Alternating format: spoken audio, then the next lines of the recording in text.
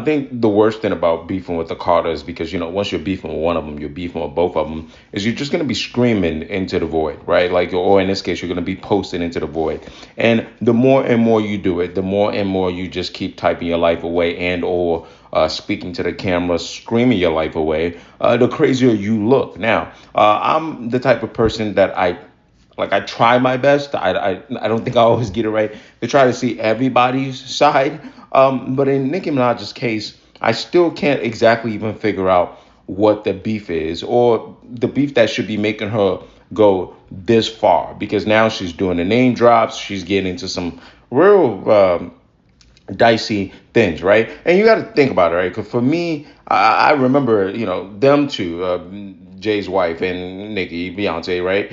Shooting the videos together, and they sent her flowers before together, right? So here's what I have, okay?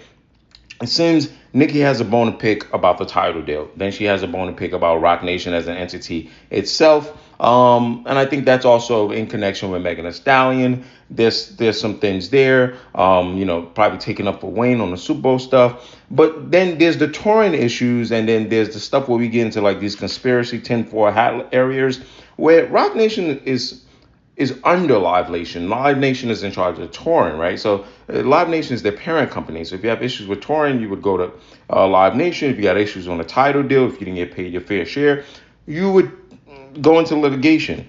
But for Nicki Minaj, again, I know, she's the rich one, she's the rapper, she's the one that somewhat smarter than me. So she knows her legacy, and she knows what this will do to her legacy. But when you're screaming into the void like this, or into pretty much, if not in the void, to your echo chamber of barbs, that's the tough part about having stands is I'm not quite sure. They're the people I would look to check me if I were going off the rails.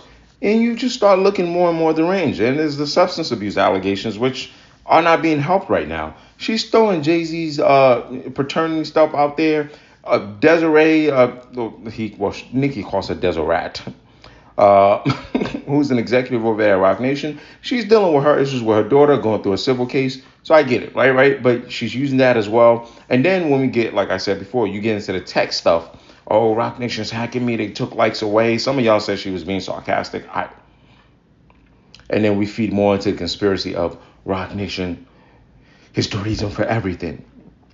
Nicki may have fair gripes with things that Jay-Z is doing. And listen, I told y'all all the time, I'm a whole Avenger.